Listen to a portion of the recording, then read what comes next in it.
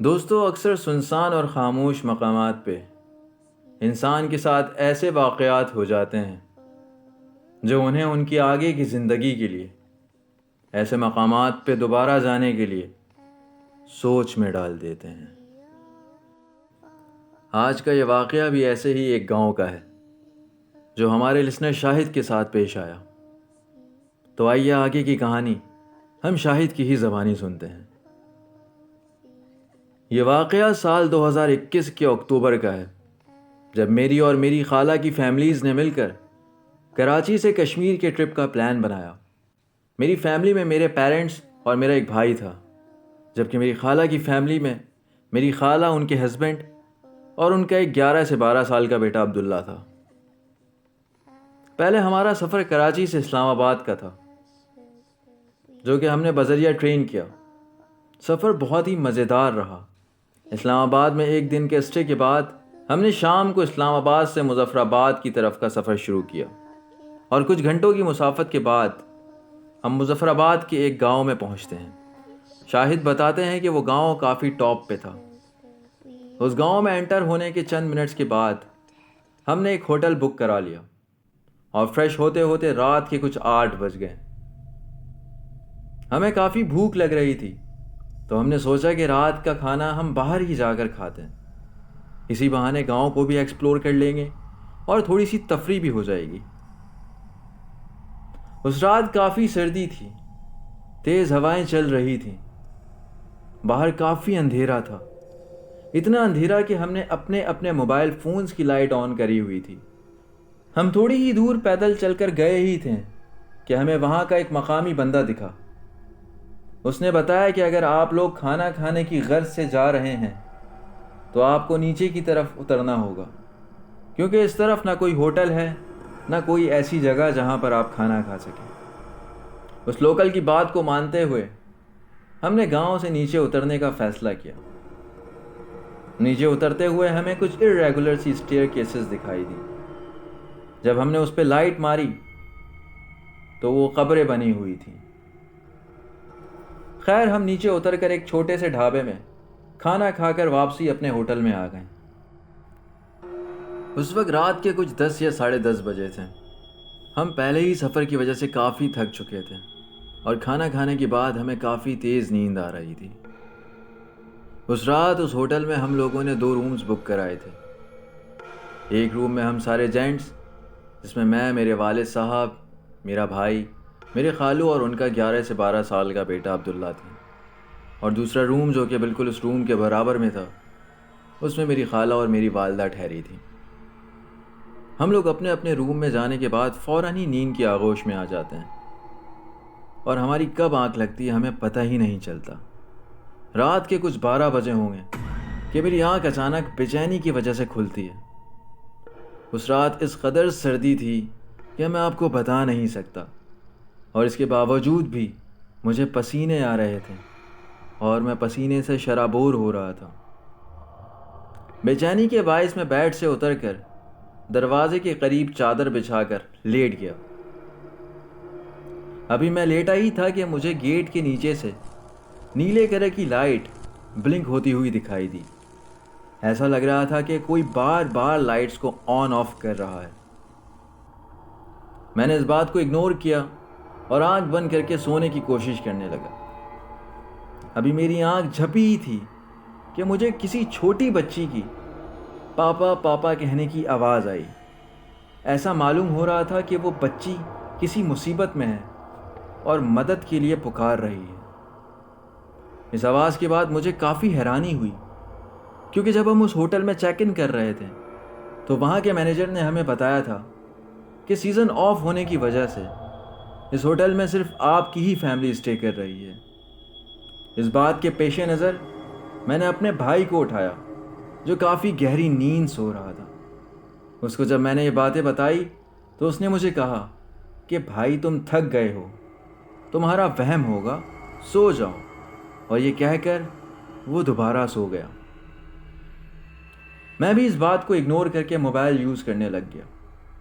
ابھی بمشکل 10 سے 15 منٹ ہی گزرے تھے کہ اچانک مجھے اسی بچی کے رونے کی آواز آنے لگی۔ میں اس بار واقعی بہت گھبرا گیا تھا، کیونکہ یہ میرا وہم ہو ہی نہیں سکتا تھا۔ اس کمرے میں اس وقت صرف میں ہی جاگ رہا تھا۔ میرے والد، میرے خالو، میرا بھائی اور میرا کزن عبداللہ بے خبر سو رہے تھے، لیکن یہ بات مجھے کہیں نہ کہیں کھٹک رہی تھی، اور اس وجہ سے میں نے اپنے بھائی اور کزن عبداللہ کو اٹھایا اور کہا کہ ہمیں اس روم سے باہر جا کے چیک کرنا چاہیے کہ یہ کس کی آواز ہے۔ پہلے تو ان لوگوں نے منع کر دیا، لیکن میرے بے حد اصرار پہ ان لوگوں نے حامی بھر دی۔ ہم تینوں نے سب سے پہلے تو روم کے باہر کوریڈور کی طرف دیکھا، جہاں ہو کا عالم تھا۔ نہ وہاں کوئی بچی تھی اور نہ کوئی دوسرا شخص۔ اس کے بعد ہم نے اپنے قدم چھت کی طرف بڑھائے۔ چھت پہ پہنچنے کے بعد وہاں انتہائی خاموشی کا عالم تھا۔ اس بات کے پیش نظر میں نے آواز لگائی کہ کون ہے، کون رو رہا ہے، کوئی ہے تو بتائے۔ تو اچانک ہمیں پھر اس بچی کی رونے کی آواز آنے لگی، اور اس وقت ہم تینوں نے اس بات کو وٹنس کیا، اور ہم تینوں حیران رہ گئے، کیونکہ اس بار یہ آواز نیچے ہمارے روم کے پاس سے آ رہی تھی۔ ہمارے نیچے جانے پہ ایک بار پھر وہاں کوئی بچی نہیں تھی اور نہ کوئی دوسرا شخص۔ ہم تینوں جیسے ہی اپنے کمرے کی طرف آنے لگے، ویسے ہی ہمیں ایک 5 سے 6 سال کی چھوٹی بچی انتہائی تیز رفتار میں سیڑھیوں کی چھت کی طرف جاتی دکھائی دی۔ وہ اتنی تیزی سے سیڑھیوں کی طرف گئی تھی کہ بلال، میں آپ کو بتا نہیں سکتا۔ اس کی جو اسپیڈ تھی اس 5 سے 6 سال کی بچی کی، وہ کوئی انسان ہو ہی نہیں سکتی تھی۔ ہم فوراً چوکیدار کے پاس گئے اور اسے کہا کہ ابھی اسی وقت ہمارے ساتھ چھت پہ چلے، اور ساتھ ہی اس کو یہ ساری ڈیٹیلز بتائی، جس پہ اس نے کہا، صاحب یہاں تو کوئی بچی ہے ہی نہیں، تو چھت پہ کیسے جا سکتی ہے؟ اور یہی ہوا۔ جب ہم چھت پہ گئے تو نہ وہاں کوئی بچی تھی اور نہ ہی کوئی دوسرا انسان۔ بلال، یہ نہ ہمارا وہم ہو سکتا تھا اور نہ ہی کوئی آنکھوں کا دھوکا۔ ہمیں نہیں پتا تھا کہ وہ کون سی مخلوق ہے، کیا چاہتی ہے، اور ہمیں کیوں اپنی ایگزسٹنس شو کروا رہی ہے۔ خیر، ہم لوگوں نے دم درود کیا اور کمرے میں آ کر لیٹ گئے۔ اللہ اللہ کر کے جب صبح ہوئی تو ہم سب باہر ناشتہ کرنے چلے گئے۔ ہم نے یہ بات اس وقت تک کسی کو نہیں بتائی تھی، لیکن ناشتے کے دوران میری خالہ نے عبداللہ، جو کہ ان کا بیٹا تھا، اس کو دیکھتے ہوئے پوچھا کہ عبداللہ، اب تمہاری طبیعت کیسی ہے؟ ہم دونوں بھائی حیرانی سے انہیں دیکھتے ہیں اور پوچھتے ہیں، کیوں، عبداللہ کو کیا ہوا ہے؟ جس پہ وہ کہتی ہیں کہ رات کو کھانا کھا کے واپسی پہ عبداللہ کو سردی کے باعث کافی تیز بخار ہو گیا تھا، اور اس کی وجہ سے وہ تم لوگوں کے کمرے سے نکل کر ہمارے پاس ہی آ کر سو گیا تھا۔ بلال، یہ بات ہم دو بھائیوں کے لیے کسی قیامت سے کم نہیں تھی، کیونکہ ساری رات عبداللہ تو ہمارے ساتھ ہی تھا۔ اگر عبداللہ ان کے ساتھ کمرے میں تھا اور سو رہا تھا تو اس پوری رات ہمارے ساتھ کون تھا؟ بلال، ہم دونوں بھائیوں کو سمجھ نہیں آ رہا تھا کہ یہ کیا سلسلہ چل رہا ہے۔ ہم دونوں نے وہ بات کسی سے ڈسکلوز تو نہیں کی، لیکن ناشتے کے فوراً بعد ہم اسی گاؤں کے کسی مسجد میں جا کر اس مسجد کے امام صاحب کو سارا قصہ سناتے ہیں، جس پر وہ کہتے ہیں کہ بیٹا، رات میں ایسے سنسان علاقوں میں آپ لوگوں کو اس قبرستان والے راستے سے ہرگز نہیں جانا چاہیے تھا۔ یہ پہاڑی علاقے ہیں، یہاں ایسی ہوائیں اور ایسی مخلوقات بڑی آزادی کے ساتھ گھومتی ہیں۔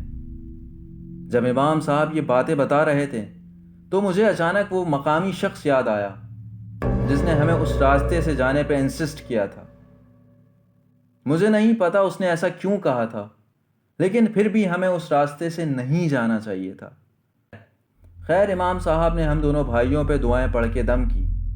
اس کے بعد ہم نے ان کو اللہ حافظ کہا اور واپسی ہوٹل کی طرف چلے گئے۔ ہوٹل پہنچنے کے بعد ہم دونوں بھائیوں نے عبداللہ کی جانب دیکھا، جو واقعی شکل سے بیمار لگ رہا تھا، جس بات سے ہمیں اس چیز کا آئیڈیا ہو چکا تھا کہ رات میں جو مخلوق ہمارے درمیان تھی وہ عبداللہ نہیں تھا۔ خیر 3 سے 4 دنوں کے بعد ٹرپ کمپلیٹ کر کے ہم کراچی واپس آ گئے، اور پھر ایک دن میں نے یہ بات اپنے پیرنٹس کے ساتھ شیئر کی، جس کے بعد ان کو بھی کافی حیرانی ہوئی۔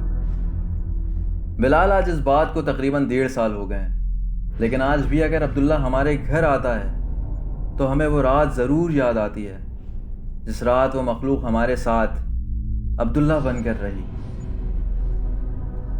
So that was an interesting story جو ہمیں شاہد بھائی نے کراچی سے بھیجی تھی۔ آئی ہوپ آپ لوگوں کو یہ سچی اسٹوری پسند آئی ہو۔ اگر پسند آئی تو لازمی ہماری ویڈیو کو لائک کیجیے گا اور کمنٹ سیکشن میں اپنی رائے سے آگاہ کیجیے گا۔